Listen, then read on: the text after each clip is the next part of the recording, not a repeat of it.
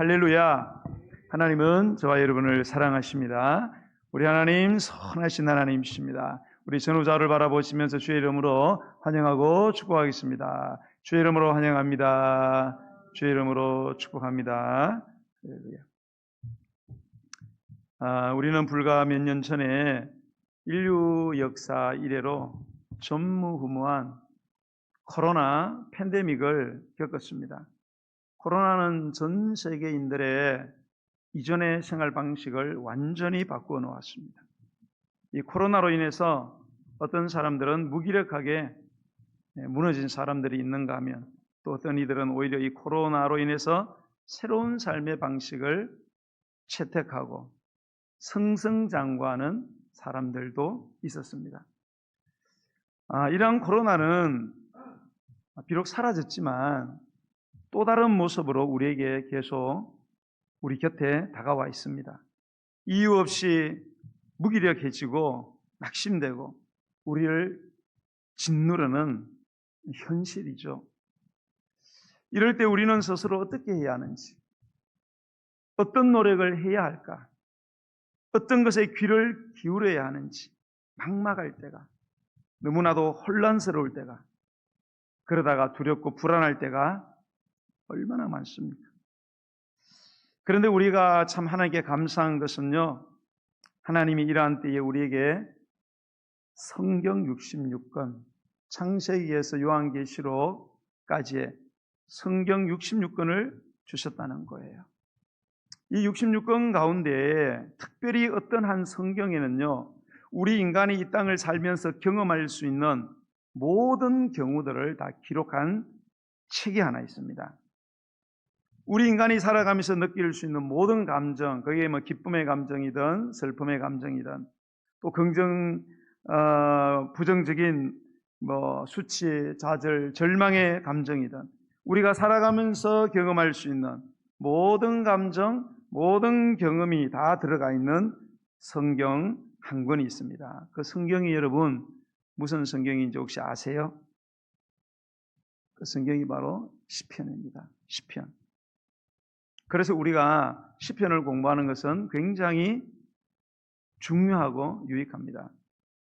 여러분, 우리가 성경을 보면요, 크게 세 가지로 나누어요. 역사서, 시가서, 선지서 이렇게 구약을 나눕니다. 또 역사서는 모세오경, 토라로 얘기해서 4등분 나누기도 하는데요.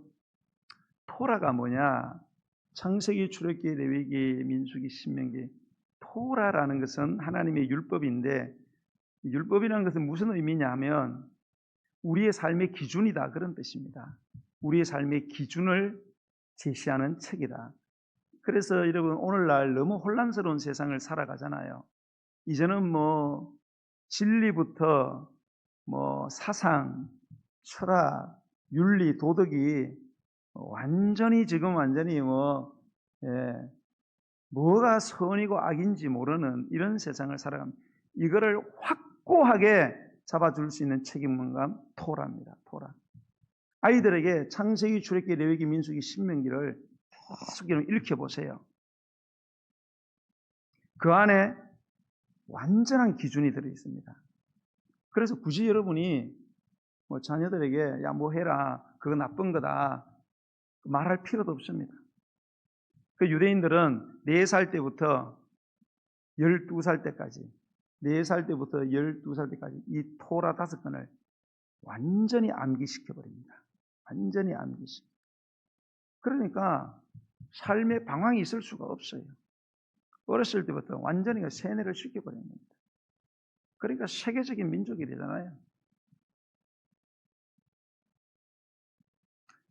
그런데 이 시편이라는 것은 뭐냐? 이 시가서라는 거. 시가서라는 거는 원래 장르별로 나누어서 시의 형식으로 써서 시가서다. 그런데 이게 원래 성문서거든요. 성문서라는 건 뭔가 하면 여기에 이제 시편, 잠언,전도, 아가 이런 것들이 들어있지 않습니까? 이 시가서는 어떤 내용인가 하면 토라, 하나님의 말씀의 기준대로 살면 어떻게 되는가? 아니면 토라, 하나님의 말씀의 기준에 불순종하면 어떤 결과가 오는가를 확연하게 보여주는 책이 시가서들이에요. 특히 시편. 예. 그리고 여러분이 시편을 막 읽어보시면요, 여러분이 고민하는 것들이 전부 다 들어있습니다. 난 예수 믿는데 왜 이렇게 힘드냐. 그래서 여러분이 막 고뇌하고 원망하고 불평하고 상상하고 막 이런 것들 전부 다 시편에 있어요. 그런데 끝까지 토라를 붙들고 살면 어떤 결과를 주시는가. 이 시편 굉장히 중요하죠. 많이 읽으세요. 자, 그런데 오늘 우리는 시편의 첫 편 1편을 우리가 읽었어요. 시편 오늘 1편 1절에 보니까 뭘로 시작됩니까? 복 있는 사람은 이렇게 돼 있어요. 복 있는 사람은 어떤 사람인지를 말하는 거죠. 여러분 성경에 보면 이 복이라는 단어가 나와요. 우리는 다 복이에요. 다 복. 그러나 구약에 나오는 이 복은 히브리 원어는 많이 다릅니다. 원어는 다른데 우리는 다 그냥 복으로 해석을 했어요. 그러니까 우리가 성경을 이해하는 데 좀 어려움이 있겠죠. 깊이 성경을 이해하기 힘들어요. 여러 가지가 있는데 그 중에 이제 중요한 두 가지가 있습니다. 복에 대한 히브리어가 하나는 이제 바라크라는 거예요. 바라크. 예. 명사형은 베레카인데 이거는 하나님이 주신 축복을 말하는 거예요. 쉽게 말하면 우리가 예수님을 믿었잖아요.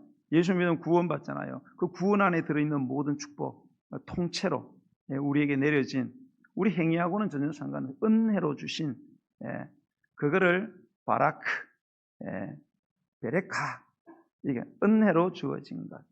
이게 우리가 손댈 수가 없는 거예요. 또 하나가 있어요. 아쉬르라는 게 있어요. 아쉬르. 아쉬르. 아쉬르는 원래 뜻이 정도를 걷다 그런 뜻이에요. 바른 길을 걷다. 거기에서 의미상 더 나아가서 뭡니까? 행복하다, 즐거워지다 그런 뜻이 있어요. 이 아쉬르라는 명사형이 아쉐르입니다. 아쉐르. 자, 그럼 오늘 여기 본문에 나오는 이 복 있는 사람할 때 이 복은 바라크일까? 아쉬르일까? 그 은혜로 주어진 그런 복일까? 아니면 아쉬르, 정도를 걸어서 얻어지는 그런 복일까? 어느 것 같아요?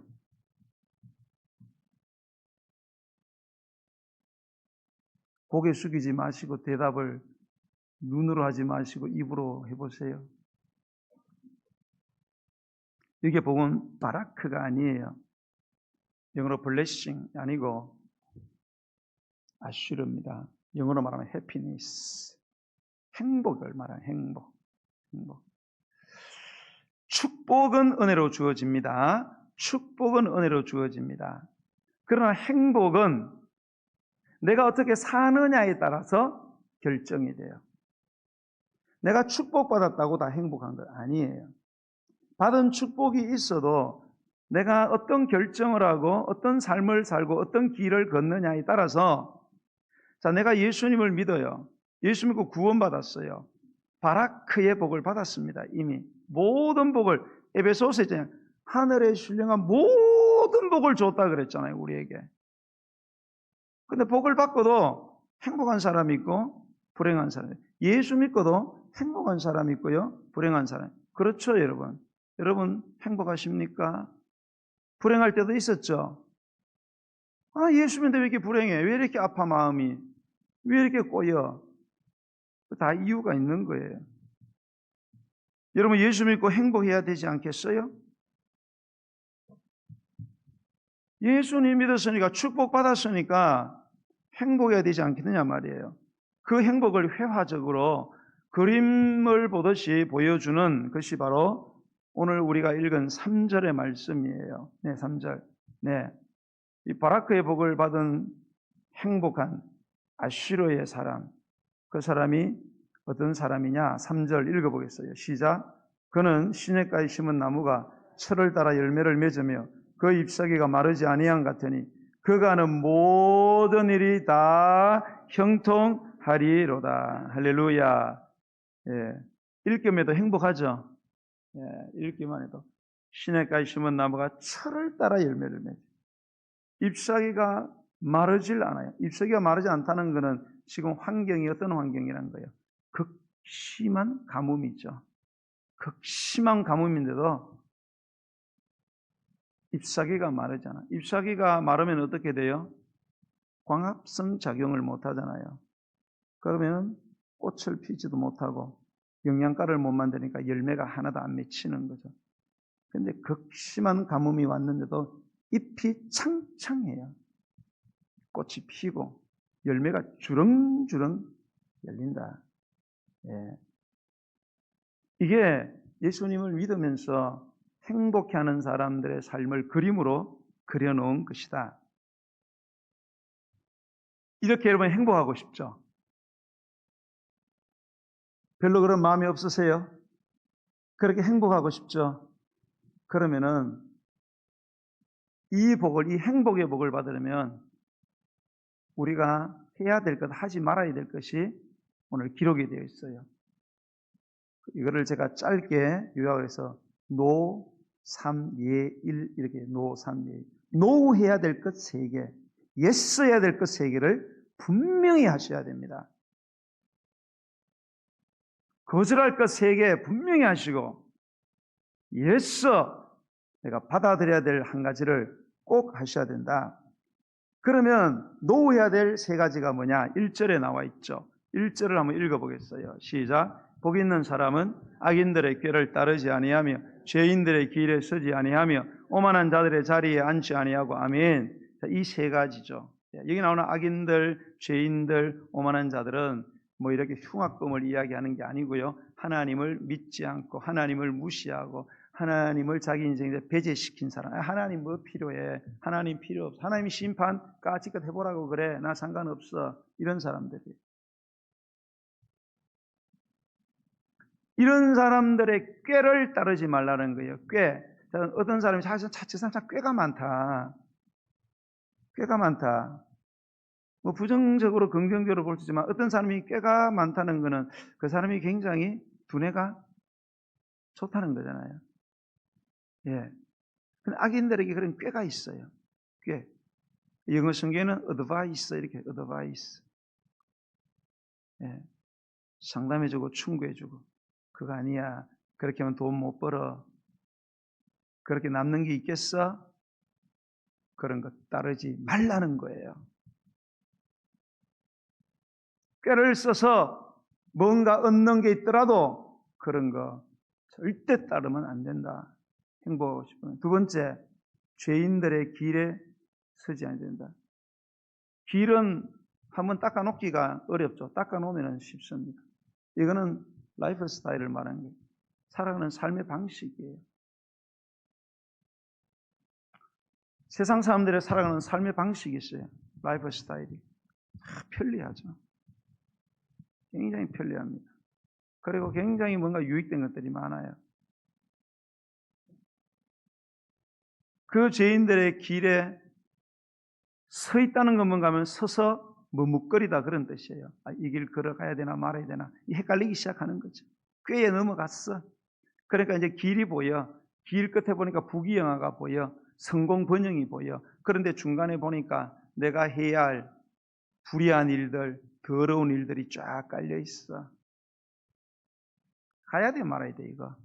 가기만 가면은 부귀영화가 보장되는데 승진이 보장되고 가야 돼 말아야 돼 이거. 절대 가서는 안 된다. 거기에 있어서 갈까 말까 이게 머뭇거리지 말라는 거예요. 그러다 보면 어떤 일이 벌어지냐. 오만한 자들의 자리에 앉게 된다는 거예요. 오만하다 이런 거예요. 비난한다. 하나님을 비난하는, 예, 뭐 강심장이죠. 하나님을 까짓걸 한번 심판해봐. 상관없어.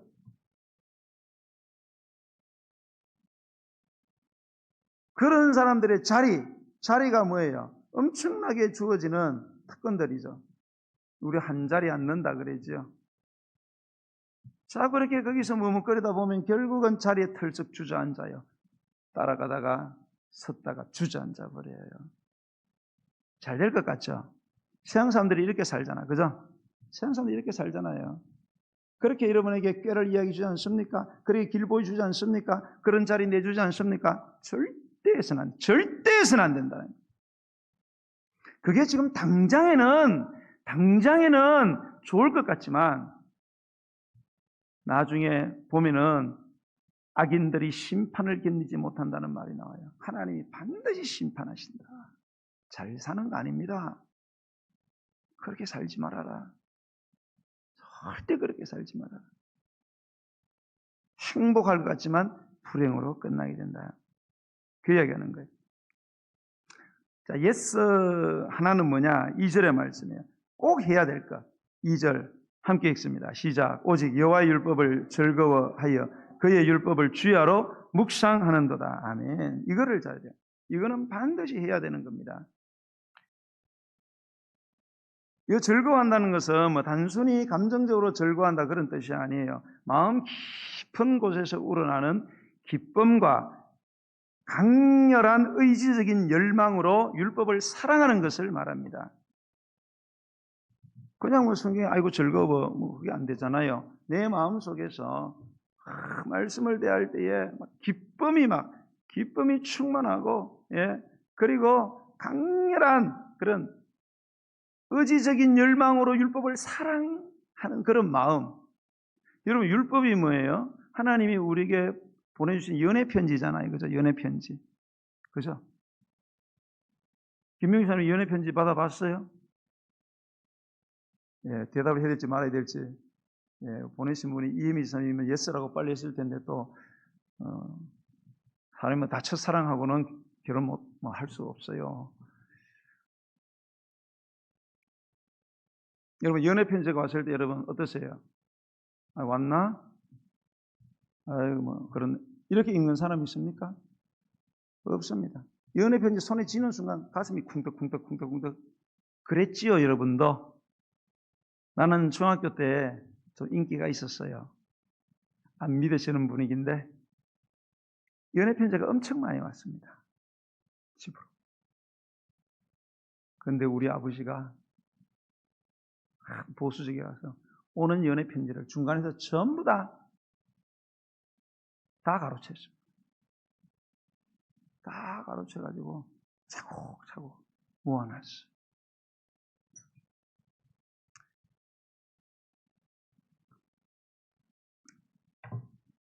보낸 여자아이들이 많이 힘들었겠죠. 나중에 연애 편지를 주더라고요. 이만큼을 주더라고요. 아, 있는데 눈물이 나더라고요. 나를 이렇게 좋아했나? 그렇죠. 그런 마음. 성경을 대하고 성경 읽을 때 하나님 나를 너무 사랑해서 나를 잊지 못해서 보낸 연애 편지. 예, 내 안에서 막 강렬한 그런 욕구들이 일어나고 설레고, 예, 사랑하는 그런 마음. 우리의 삶의 기쁨과 만족의 근원이 되는 거죠. 예, 그거를 즐거워한다 그런 뜻이에요. 근데 거기서 끝나서는 안 되고 그렇게 감정적으로 끝나서 안 된다는 거예요. 묵상을 해야 된다. 묵상. 이 묵상한다는 말이 히브리어로 하가예요. 하가.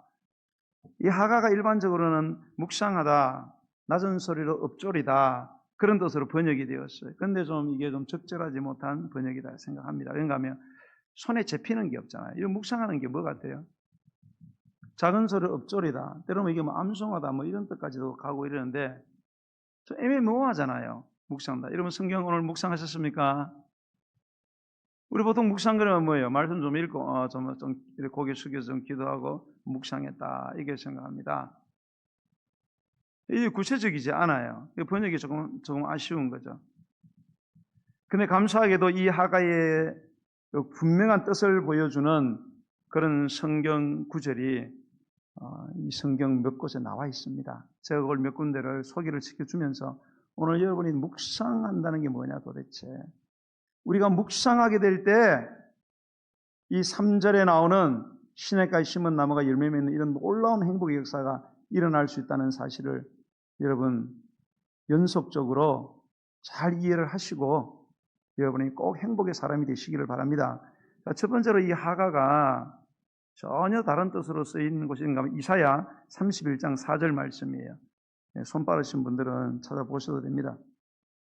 제가 읽을 테니까 이 하가 묵상하다라는 이 말이 여기는 어떻게 번역됐는지 한번 여러분 찾아보세요.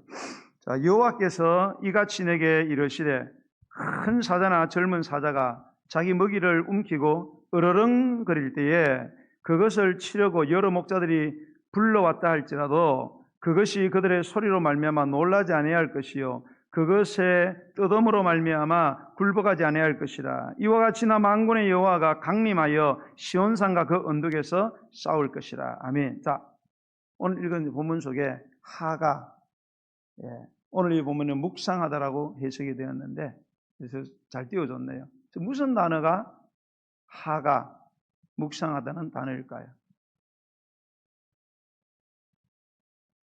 네.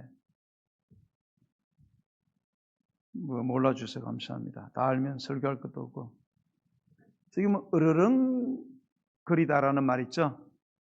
으르렁거리다. 사자가 으르렁거리다. 이 으르렁거리다가 하가 이렇게 되어 있습니다. 히브리어 원어에 하가. 완전 다르죠? 이게 원래 하가의 뜻이에요. 하가는 물론 묵상하다, 읊조리다 그런 뜻도 있지만 이게 더 구체적이고 확실하게 맞는 말이에요. 젊은 사자가 자기가 사냥한 먹이를 움켜쥐고 으르렁거릴 때 이거를 하가라고 해요. 이걸 좀 더 리얼하게 표현하면 사자가 있잖아요. 그죠? 먹잇감을 순식간에 쫓아가서 숨통을 그냥 그대로 물어제끼고 죽여버리죠. 그리고 잡아서 끌고 옵니다. 그리고 자기 발 앞에 딱 둡니다. 그리고 으르렁거립니다. 그때 쓰는 으르렁거리는 것을 하가라고 하지 않습니다. 잡아놓고 난 뒤에 사자가 사냥감을 사냥할 때에 사자 주변에는 항상 따라다니는 것들이 있습니다. 땅에는 누가? 하이에나가 따라다닙니다. 하늘에는 독수리들이 배회를 합니다. 왜 그러냐? 사자가 그 사냥감을 잡으면 그 사냥감을 독수리는 낚아채 가고 하이에나들은 그를 빼앗아 가려고 주위를 빙빙 돌아다니고 있어요. 그래서 만약에 사자가 잡아놓고 위에 땅의 주변에 신경 안 쓰고 한눈을 팔고 있다가는 어떻게 될까요? 독수리가 쏜살같이 내려가고 자기가 힘들게 잡은 사냥감을 낚아채 올라가 버립니다.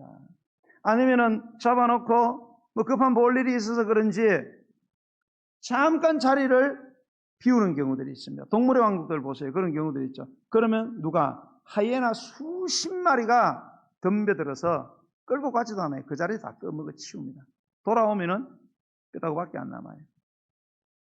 그렇기 때문에 사자는 사냥감을 잡아놓고 긴장을 해요. 그리고 절대 한눈 팔지 않습니다. 이걸 경험한 사자는 어디 절대로 한눈 팔지 않고 자기 가슴에 딱 끌어안고 막 하이에나들이 옆에서 막 이렇게 했죠. 뭐 소리 모르겠네. 하이에나 소리. 근데 막 딱 끌어안고 이게 바로 하가예요. 니네들 아무리 그렇게 말하 내 이 먹잇감 절대로 니네들한테 주지 않겠다. 목숨 걸고 지킨다. 왜? 이거 내가 먹고 내 자식들이 먹어야 되는 거니까. 내 자식들의 생존을 위해서 내가 지켜야 되는 거. 오면은 죽여버린다. 이게 그러면서 으르렁거리는 거, 이게 바로 하가, 묵상한다는 뜻입니다. 이 단어가 다른 곳에 또 쓰였어요. 이사야 38장 14절입니다. 자, 읽어볼 테니까 여기서는 뭘로 쓰였는지 한번 여러분 번역이 됐는지 한번 찾아보세요. 나는 제비같이 핫같이 지적이며 비둘기같이 슬피 울며 내 눈이 쇠하도록 앙망하나이다. 여호와여, 내가 압제를 받사오니 나의 중보가 되옵소서. 네, 저 띄워졌네요. 저기에서는 하가 묵상한다는 말이 뭘로 번역이 된 것 같아요?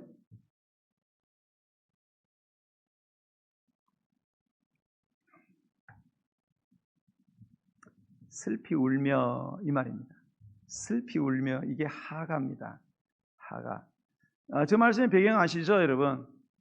남방유다 시대의 13대 왕 히스기야 왕. 히스기야 왕 시대에 당시의 세계 대제국 아수르 잔인하기로 극치인 점령해서 점령한 사람들을 뭡니까? 산채로 껍데기 다 벗겨버립니다. 코 잘라내고 귀 잘라내고 무시무시합니다. 그런 악랄한 아수르가 지금 모든 성을 다 점령하고 히스기야가 있는 예루살렘을 포위하고 있었어요. 그런데 마침 그때에 히스기야 왕이 불치병이 또 걸렸어요. 불치병이. 그러니까 이러지도 못하고 저러지도 못해요. 그래서 이 히스기야가 그들이 보낸 그 모욕적인 편지를 가지고 성전에 올라가서 지금 울면서 탄식하며 드리는 기도예요. 그런데 기도할 때 어떻게 돼요? 나는 제비같이, 나는 핫같이 지저귀며 비둘기같이 슬피 울며 내 눈이 새하도록 앙망하나이다. 왜 히스기야는 눈이 새하도록 슬피 우는 것입니까? 자기는 불치의 병에 걸렸고 나라는 아수르의 공격을 받아 지금 절체절명의 위기에 놓이기 때문입니다. 지금 나라와 내가 죽느냐 사느냐, 지금 내 처자식이 사냐 죽냐, 지금 막 내 처자식이 내 눈앞에서 막 깝대기 벗겨지고 능욕을 당하고 귀 잘리고 코 잘리고 지금 이거 되느냐 안 되느냐 그런 갈림길에 서 있었기 때문입니다. 그래서 눈이 쇠하도록 악망 여호와를 바라보면서 한없이 울었다는 거예요. 슬피 울었다. 이것이 하가 묵상하다. 하나님 살려주세요. 슬피 우는 그 대상은 하나님이죠. 우는 거를 봐달라고 하는 대상, 하나님 내 우는 걸 봐주세요. 이 나라 이 민족 지켜주세요. 우리 처자식 지켜주세요. 그러면서 막 엉엉 울면서 하나님을 바라보고, 이게 하가다. 하가 쓰인 것이 또 한 곳에 있어요. 시편 2편 1절인데요. 이렇게 되어 있어요. 어찌하여 이방 나라들이 분노하며 민족들이 헛된 일을 꾸미는가 할 때요. 꾸미는가, 이게 하가입니다. 하가, 묵상하다. 이 꾸민다는 건 단순히 계획하고 생각하는 그런 것이 아니에요. 집단적으로 음모를 속삭이며 퍼뜨리는 모습이에요. 누군가를 죽이기 위해서 은밀하게 모여가지고 음모를 꾸미는 거예요. 너는 문 열어, 너는 칼로 찔러, 너는 입을 털어막아, 너는 밧줄로 묶어. 다 치밀하게, 디테일하게, 치밀하게. 그러면서 그 정보들을 서로 나누어 가지는 모습, 꾸민다. 구테타 생각하시면 돼요. 구테타 생각하시면. 여러분, 구테타 일으킬 때 그냥 일으킬 것 같아요? 치밀합니다. 치밀한 역할들 다 정해가지고 일사불란하게. 저도 그런 비슷한 경험 당한 적이 있어요. 목회하면서. 소리만 들어도 무시무시하더라고요.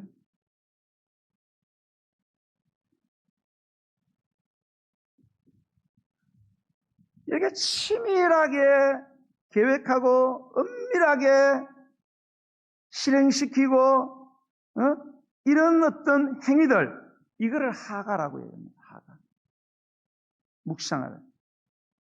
사랑하는 여러분, 3절의 말씀, 시냇가에 심은 나무가 철을 따라 열매 맺으며 그 잎사귀가 마르지 아니한 같으니 그가 하는 모든 일이 다 형통하리로다. 이래 되면 얼마나 좋겠어요. 좋겠죠, 그죠? 여러분, 여기에 시냇가에 심은 나무, 이 시냇가는 자연수로가 아니라 그랬어요. 인공수로예요. 거대한 저수지에서 뭡니까? 물을 공급받아서 1년 내내 흘러내리는 그 시내 곁에 심겨진, 다른 곳에서 뽑아서 이식해서 심어놓은 이 나무. 그러니까 뽑혀서 지금 심겨졌다는 것은 뭐예요? 이때 상황이 극심한 가뭄이었다는 거죠. 극심한 가뭄이에요. 그런데 이 나무는 시들어요, 안 시들어요? 시들지 않아요.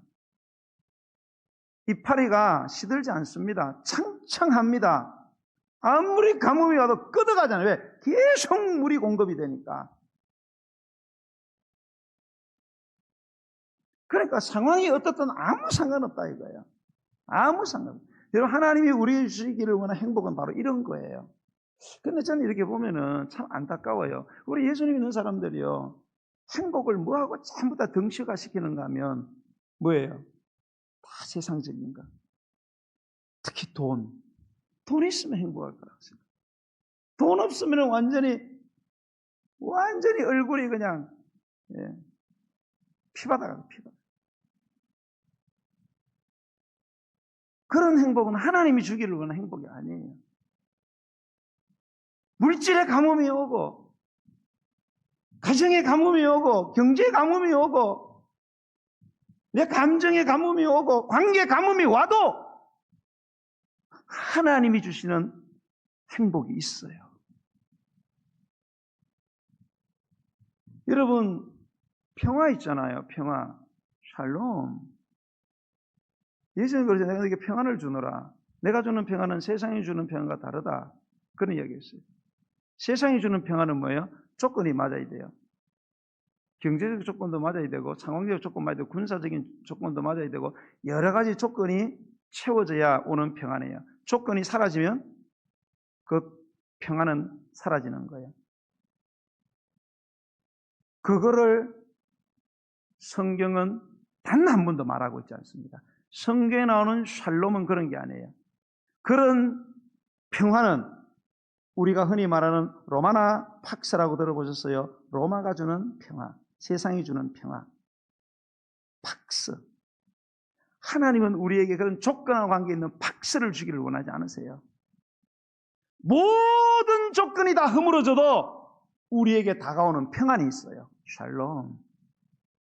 그래서 성경에는 팍스라는 헬라를 한 번도 쓰지 않았습니다. 대신에 성경이 기록될 당시에 그 외에 다른 일반적인 문서에 보면 평안이라는 말을 쓸 때 샬롬을 쓴 적은 한 번도 없어요. 전부 다 팍스라는 단어를 썼어요. 세상이 주는 평안하고 하나님이 주는 평안은 완전히 다르다. 모든 환경, 조건, 상황을 뛰어넘는 그런 하나님이 주는 행복, 그런 평화가 있다는 거 아셨어요? 그런데 왜 우리는 조건이 안 맞고 경제적으로 어려워지고 상황적으로 힘들어지고 내가 원하는 대로 안 되면은 막 되면은 난리나. 너무 평화로워, 너무 행복해. 그런데 그게 땡 없어버리면 그때부터 막 난리 나는 거예요. 우리가 왜 그렇게 살아야 합니까? 우리가 왜 그렇게 살아야 합니까?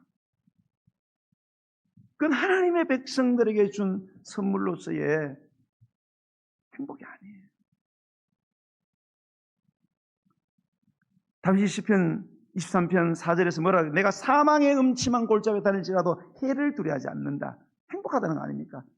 어떻게 사망의 음침한 골짜기에서 어떻게 행복할 수 있습니까? 행복할 수 있다는 거예요. 왜? 주께서 나와 함께 하시기 때문에. 주께서 나와 함께. 생존이 위협받고 모든 사람이 나를 다 떠나고 나를 죽이려고 하고 내 편은 없는데도 행복하다는 거예요. 여러분, 그런 행복이 있다는 거예요. 성도 여러분, 노삼 예일에 대한 입장을 분명히 밝히셔야 됩니다. 어떤 경우에도요, 어떤 상황에도, 어떤 현실과 처지가 다가와 힘들어도 아무리 자존심 상하고 손해를 보는 한이 있더라도 악인의 꾀를 따르시면 안 됩니다. 죄인의 길에 서서 머뭇거리면 안 됩니다, 여러분. 오만한 자들의 자리에 한 자리에 앉아서 떵떵거려 보겠다, 이런 미친 짓 하면 안 된다는 거예요, 여러분. 더 중요한 것, 여호와의 율법을 즐거워하고 그 율법을 주야로 묵상하는 것입니다. 말씀만이 내 삶의 기쁨과 만족의 근원입니다. 묵상한다는 게 뭐라고요? 제가 회화적으로 말씀을 드렸어요. 사자의 으르렁거리는 모습을 기억하세요. 절대로 내가 사냥한 것 뺏기지 않겠다. 내 절대로 말씀 빼앗기지 않겠다. 어떤 경우에도 하나님이 내게 주신 말씀 빼앗기지 않겠다. 이거 지켜내겠다. 내가 이 말씀 지키기 위해서 피눈물 흘려가면서 내 이 말씀 붙들고 내가 기도하겠다. 마치 쿠데타 일으키는 사람들이 치밀하게 계획하고 치밀하게 실행시키는 것처럼 정말로 하나님의 말씀 섬세하게 내가 배우고 섬세하게 이 말씀대로 내가 순종하며 살아가겠다. 이게 묵상이에요. 이게 묵상이에요. 이 세 가지를 종합해서 의미의 결론을 내리면 생사의 기로에 선 사람처럼 그 기로에서 생존을 위해 발버둥을 치고 사력을 다해서 율법 하나님의 말씀을 끝까지 붙잡아라는 거예요. 기억하라는 거예요. 여러분 지난주에 제가 설교한 거 뭐 설교했는지 기억하세요?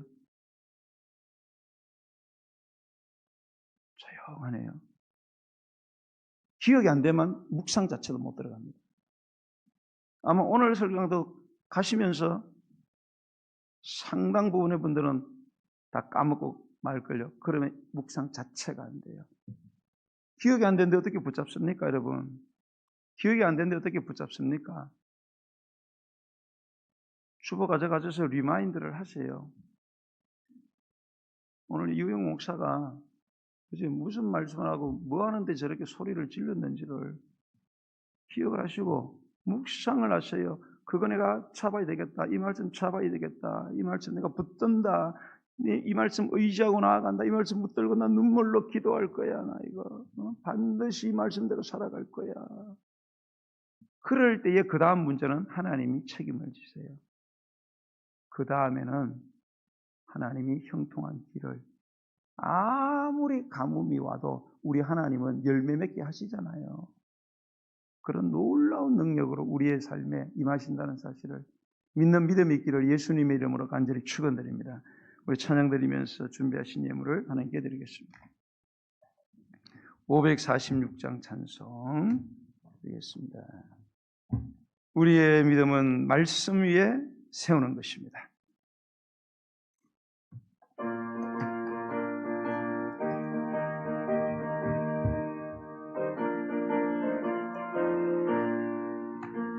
주님 약속하신 말씀 위에서 영원토록 주를 찬송하리라.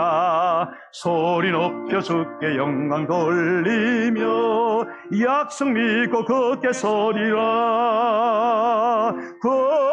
굳게 서래 영원하신 말씀 위에 굳게 서래 굳게 서래 그 말씀 위에 굳게 서리라. 주님 약속하신 말씀 위에서 세상 염려 내게 엄습할 때에 용감하게 힘써 싸워 약속 믿고 굳게 서리라. 굳게 서래 영원하신 말씀 위에 굳게 서래 굳게 서래 그 말씀 위에 굳게 서리라.